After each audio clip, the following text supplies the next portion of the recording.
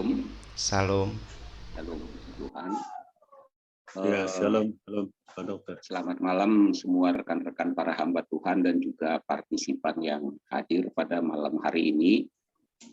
Nah, sebagai Jumgepas tentu kita akan memperdalam atau ingin lebih mengetahui bagaimana menjadi generasi penuai akhir zaman. Saya langsung serahkan kepada hambanya, Dr. Saud. Silakan Pak Pendeta. Ya. Pada malam hari ini kita akan sama-sama belajar ya bagaimana menjadi penuai yang berkenan di mata Tuhan. Ya. Gambar ini kalau Bapak Ibu ingat, ini adalah gambar yang digunakan perayaan Natal di tahun 2021 ya, 2022 ya, yang baru yang lalu masuk 2022.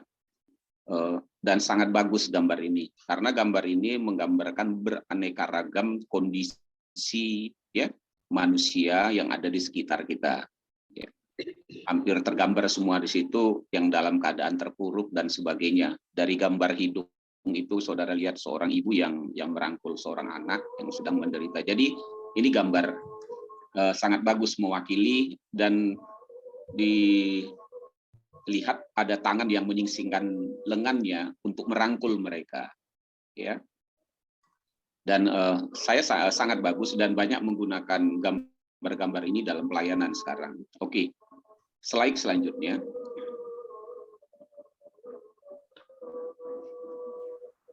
Ya, kita akan melirik sejenak tentang amanat agung Tuhan Yesus sebagai pengantar, ya. Sebelum Tuhan Yesus naik ke surga, dia memberikan amanatnya yang tercatat di dalam Matius 28 ayat 19 sampai 20. Karena itu pergilah.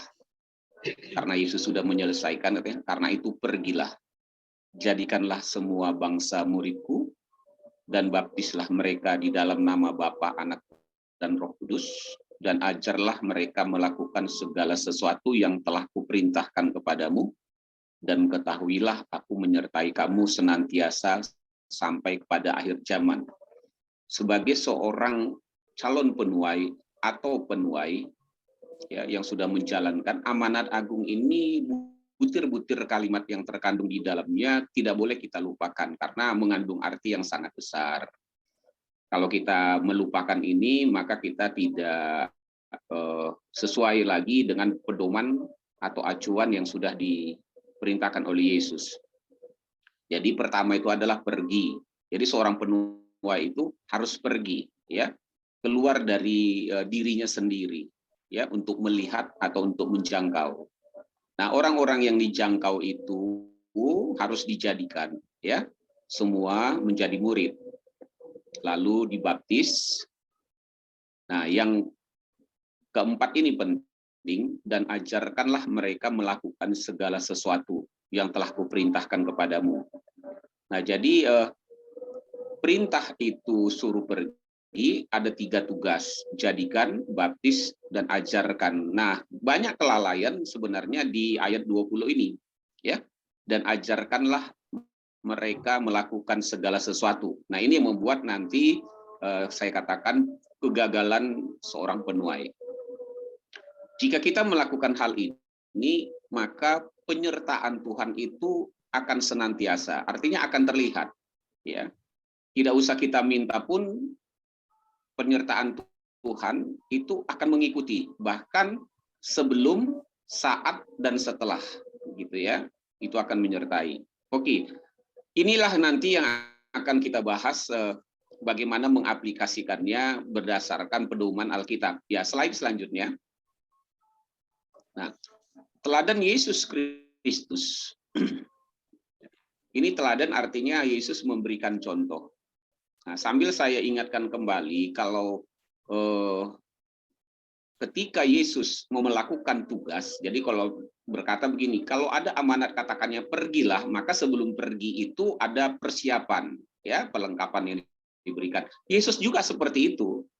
Jadi kalau kita membaca di dalam Injil Lukas dan juga Matius, ketika dia usia 30 tahun, pertama pertama dia dibaptis, kan gitu ya.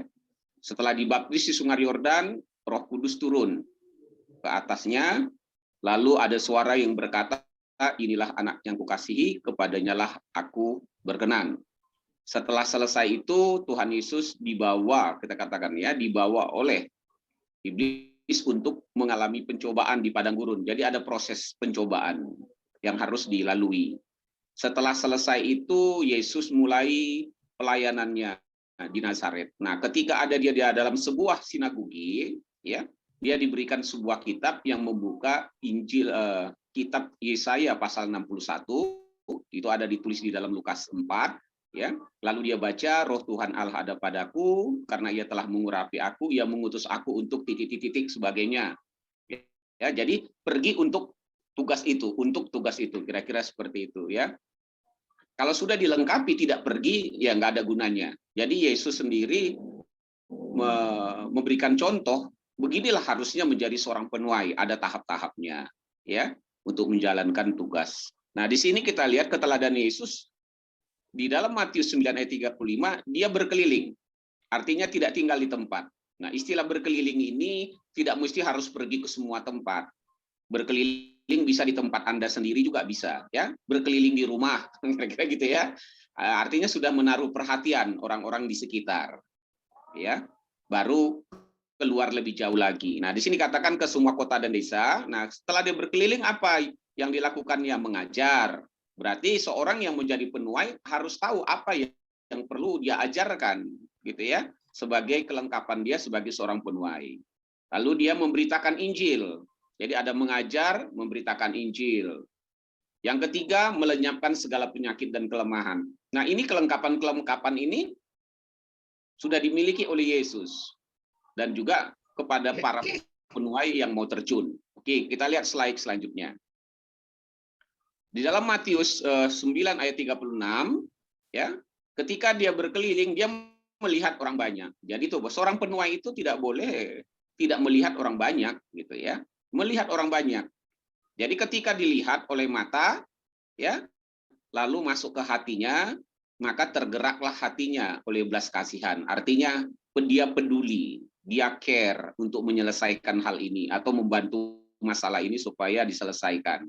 Ya, jadi makanya ada lagu yang berkata begini, berikanku hati seperti hatimu, memandang tuayan di sekelilingku.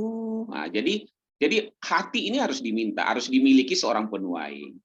Nah, ketika dia sudah tergerak hatinya, dia lihat orang-orang yang lelah dan terlantar, ya, dia selesaikan. Jadi gambar ini juga memberikan cermin kepada kita, Yesus menangis atau peduli, gitu ya. Nah, dia udah ada di surga, ini siapa nih yang mau ngerjakan hal ini? Kan katanya begitu, ya, tuayan banyak tapi pekerja sedikit. Mau nggak sih generasi penuai mengerjakan hal ini? Nah, kita lihat lagi slide selanjutnya. Orang-orang yang lelah dan terlantar ini contohnya, ini contoh saja ya supaya ada gambaran.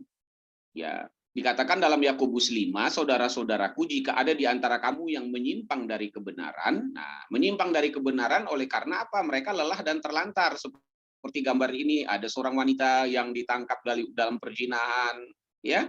Lalu bagaimana sikap Yesus pada saat itu? Dia mau dihakimi sekalipun dicobai, Yesus juga tidak mau menghukum. Lalu dia memberikan pesan, pergilah dan jangan berbuat dosa lagi. Ya. Nah, gambar di sebelah ini hanya menggambarkan di mana Tuhan Yesus memberikan pendampingan, ya, untuk menyelesaikan masalah yang sedang dihadapi. Nah, ini ya contoh ini misalnya, dan ada seorang yang membuat dia berbalik, itu arti penuai, ketahuilah katanya bahwa barang siapa membuat orang berdosa berbalik dari jalannya yang sesat, ia akan menyelamatkan jiwa orang itu dari maut. Nah, kira-kira begitu. Dan menutupi banyak dosa. Artinya dia tidak akan lagi melakukan hal-hal yang jahat sehingga merugikan orang lain selain merugikan dirinya sendiri. Jadi setiap perbuatan dosa itu selain merugikan diri sendiri, ia merugikan orang lain. Artinya dia tidak mengasihi sesamanya seperti dirinya sendiri. Nah, ini contoh saja. Nah, kita akan masuk slide selanjutnya yang nomor 1. Ya. Menjadi penuai yang berkenan di hadapan Tuhan, yang pertama itu adalah menerima dan merespon panggilan Tuhan. Ya, saya sengaja buat lambangnya di sini love, ya, itu kasih karena semua harus didasari kasih. Di dalam Matius 4 ayat 19, ketika Yesus memanggil Simon Petrus atau Simon dan Andreas, Yesus berkata kepada mereka, mereka itu berarti lebih dari satu, ya. Di situ juga ada Yohanes dan Yakobus, ya. Nah, mari ikutlah aku dan kamu akan kujadikan penjala manusia. Nah, di sini mereka merespon, lalu mereka pun segera meninggalkan jalannya dan mengikuti dia. Nah, jika langkah pertama, ya, jika saudara ingin berkenan sebagai seorang penuai adalah menerima dan merespon panggilan Tuhan. Pak, saya ada kendala, Pak. Oke, saya berikan contoh walaupun nggak ada di sini.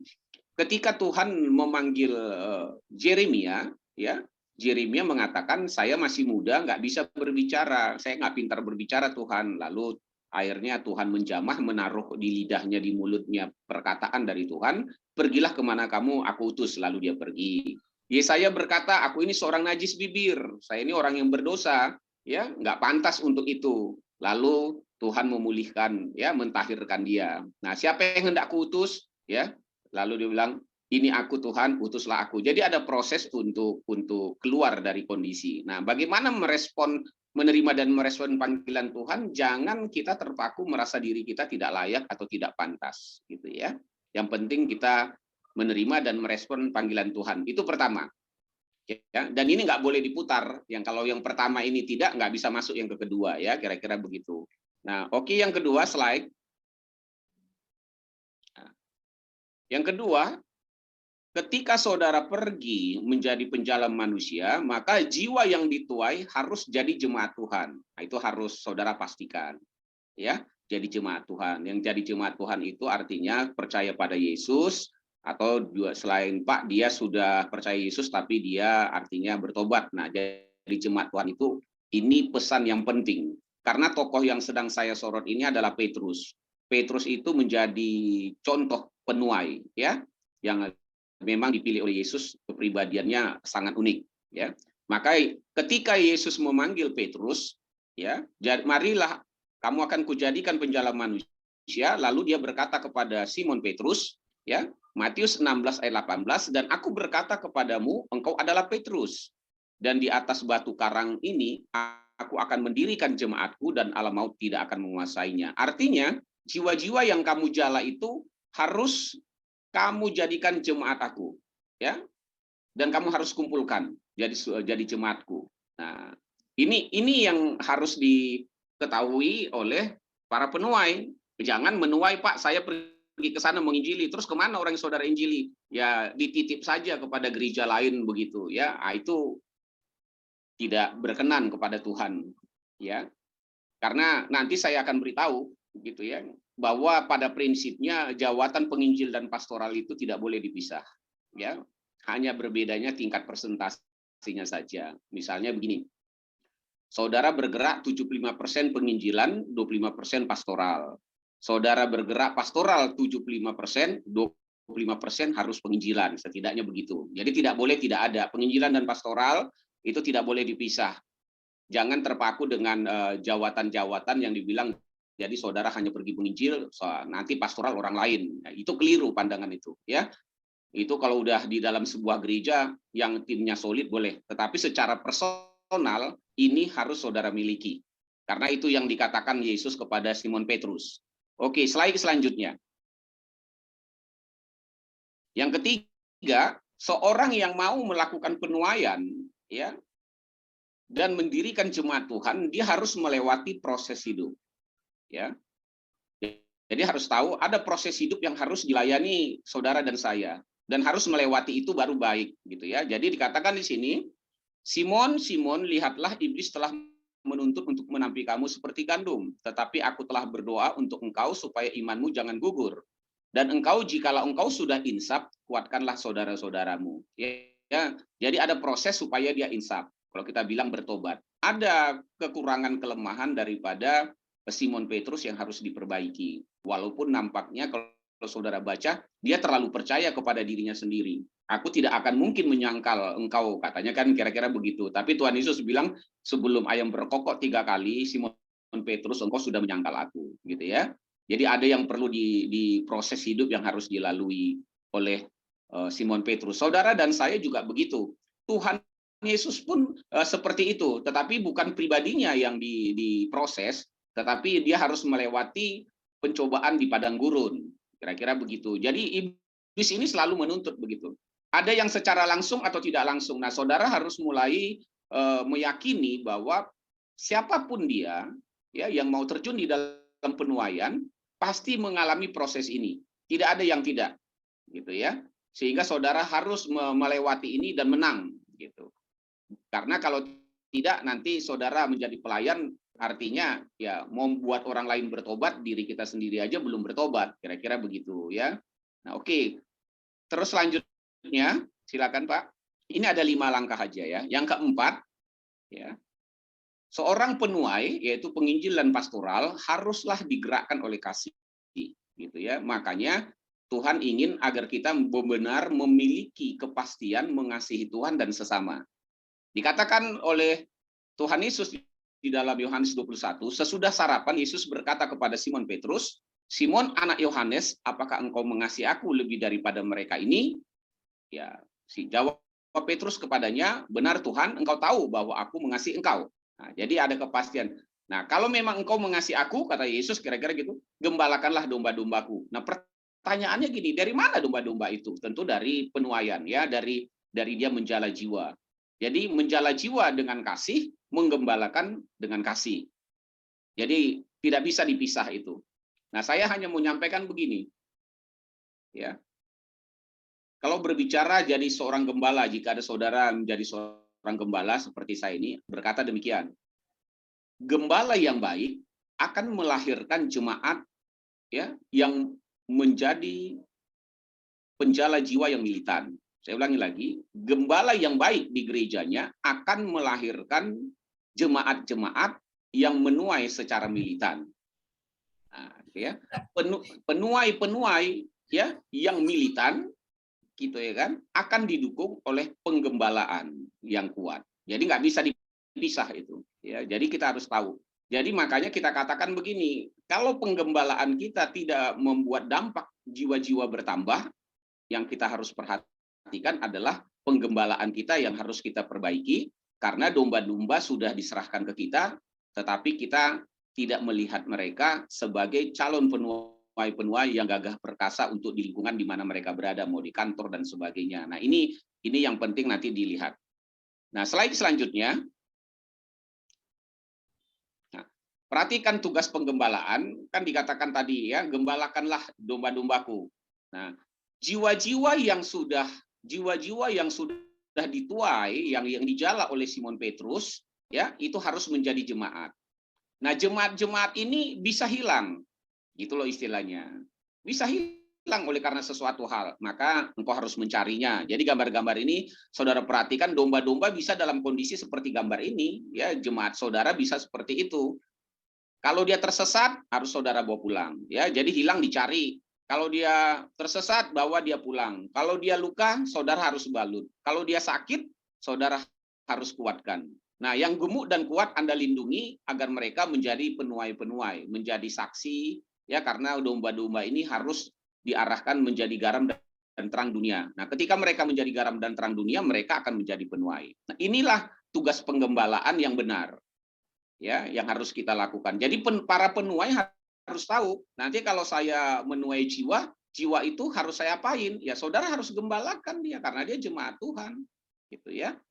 Harus saudara bimbing. Sama ketika saudara misalnya di gereja ada tahu penyerahan anak, khususnya di karismatik ya. Kalau di gereja lain kan anak kadang-kadang dibaptis. Nah, kalau penyerahan anak itu kan para pendetanya akan mengatakan kepada orang tuanya, maukah engkau mendidik anak ini supaya dia begini dan lain-lain. Nah, itu tugasnya, ya. Baru pihak gereja mengatakan, ya, memberkati anak itu. Oke, slide selanjutnya. Nah, oleh sebab itu ketika Petrus menjalankan tugas ini, dia menulis suratnya, kira-kira begitu, ya, seperti yang dia lakukan. Ini suratnya ini seperti yang dia lakukan. Jadi dia memberikan pesan, beginilah menggembalakannya. Jadi dalam 1 Petrus 5 ayat 2, gembalakanlah kawanan domba Allah yang ada padamu, yaitu yang sudah engkau tuai, yang sudah engkau jala. Jangan dengan paksa, tetapi dengan sukarela sesuai dengan kehendak Allah. dan jangan karena mau mencari keuntungan, tetapi dengan pengabdian diri. Nah ini slide selanjutnya, ya. Di ayat yang ketiga, perhatikan, ya, janganlah kamu berbuat seolah-olah kamu mau memerintah atas mereka yang dipercayakan kepadamu, tetapi hendaklah kamu menjadi teladan bagi kawanan domba itu. Jadi menjadi teladan ini sangat penting kepada domba-domba. Karena apa artinya jadi teladan? Anda lebih dahulu sudah menjadi dewasa, ya, menjadi contoh, sehingga mereka bisa mengikuti contoh diri Anda atau diri saya untuk domba-domba. Sama Yesus memberikan contoh bagaimana hidup, ya, yang benar. Slide selanjutnya, yang kelima. Nah, ini penutup, ya. Seorang penuai yang berkenan kepada Tuhan harus melihat hasil tuaian. Nah, saya hanya mengambil Yesaya pasal 61 ayat 3, saudara bisa baca dari ayat 1, ya. Karena di situ roh Tuhan Allah ada padaku, karena ia telah mengurapi aku, dia mengutus aku untuk. Nah, ini yang ketiga, untuk mengaruniakan kepada mereka perhiasan ganti abu, ya. Jadi ada sesuatu yang saudara lakukan.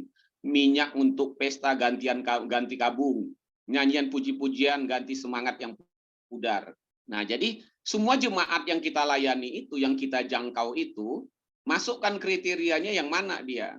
Apakah mereka adalah semangat yang pudar, apakah mereka berkabung, apakah ya mereka itu menghakimi diri mereka karena dosa lalu menaruh di atas kepalanya, ya, debu seperti itu istilahnya. Nah, ini harus saudara pulihkan. Nah, hasilnya itu supaya orang menyebut mereka. Jadi harus ada begitu. Jadi kalau bayangkan jiwa-jiwa yang kita tuai, kita nggak melihat hasilnya, kan susah. Nah, melihat hasilnya apa ya? Melalui penggembalaan, gitu ya. Nah, supaya orang menyebut mereka pohon tarbantin kebenaran. Apa arti pohon tarbantin kebenaran? Pohon tarbantin itu satu jenis pohon yang tumbuh di padang gurun, sangat besar dan kuat, akarnya kurang lebih sekitar 40 meter panjangnya. Jadi kalau ada topan atau apapun, dia tetap berdiri kokoh, gitu ya. Jadi orang-orang yang saudara tuai harus menjadi orang-orang yang hidup di dalam kebenaran itu sangat kuat, ya. Bisa ketika ada persoalan hidup mereka, mereka tetap hidup di dalam kebenaran, sehingga pohon ini sering menjadi tempat orang berteduh, gitu ya. Nah, mereka akan istirahat di situ, menjadi nyaman. Nah, saudara jadi tempat orang berteduh, gitu loh, ya, tempat saudara bersandar. Jadi ini dikatakan menjadi tanaman Tuhan, ya, sehingga orang lain kalau saudara pergi ke taman kan untuk refreshing, untuk melihat suatu keindahan, tempat ini tempat begitulah kira-kira yang baik. Nah, dikatakan untuk apa? Untuk memperlihatkan keagungannya. Kapan itu bisa? Ketika mereka menjadi garam dan terang, ya, di dalam hidup mereka. Nah, kita lihat slide terakhir. Silakan, Pak. Nah, langkah untuk mencapai hasil yaitu melalui mentoring tadi, ya. Jadi saudara bisa bayangkan menuai itu saudara harus mentoring dia, nggak boleh dilepas, ya. Karena apa?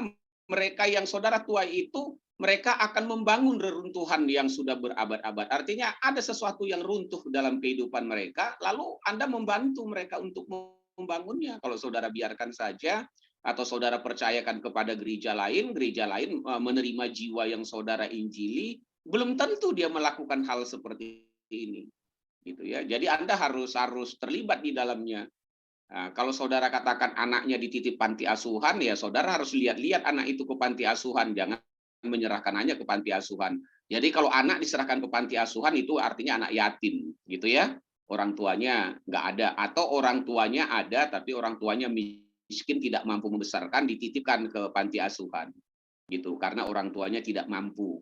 Nah, jadi banyak, maaf kata saya katakan banyak penginjil itu penginjil yang tidak mampu. Jadi mereka menitip anak-anaknya itu ke panti-panti asuhan, gitu loh, ya. Kalau dibilang miskin apa, Pak? Ya miskin rohaninya, gitu ya, miskin semuanya, gitu.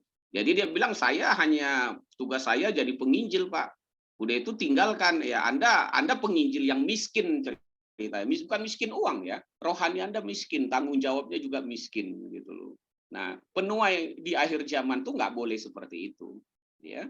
Jadi Anda harus kumpulkan mereka, bantu mereka membangun, bantu mereka mendirikan kembali tempat-tempat yang dahulu sunyi, ya Anda didirikannya kembali. Apakah ini gambaran sebuah rumah tangga dan sebagainya. Mereka akan membaharui, Anda harus dampingi, mentoring mereka. Sampai akhirnya nanti mereka menjadi terang bagi orang lain. Nah, gitu ya. Nah, jadi mentoring atau penggembalaan ini akan menghasilkan jiwa-jiwa atau domba-domba yang ada bersama kita menjadi penuai-penuai. Jadi Anda nggak sendiri lagi jadi penuai. Artinya gini, Yesus mencari 12. Yang gugur 1, ya, lalu diganti. Ketika Yesus naik ke surga, yang 12 ini bergerak. Misalnya taruhlah menjadi 120, lalu bergerak menjadi 3.000, lalu bergerak menjadi sekian ribu. Nah, karena apa? Karena domba-domba itu sudah jadi penuai semua, gitu. Nah, saudara bisa bayangkan kalau kita misalnya memimpin, diberikan Tuhan 1 jiwa, ya.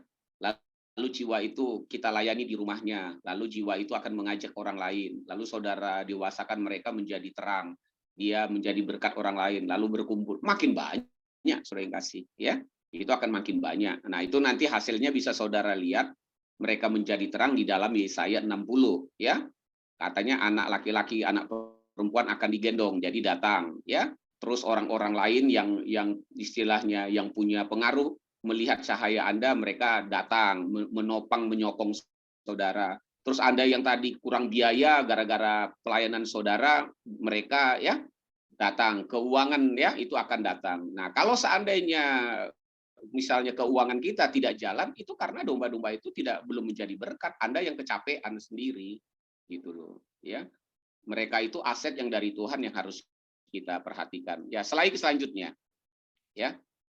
Terima kasih. Nah, selalu saya berikan penutup dengan gambar ini, ya, seorang penuai harus dipimpin oleh Roh Kudus, ya, dan buku pedomannya adalah kitab suci. Jalankan itu, mau apapun dikata orang.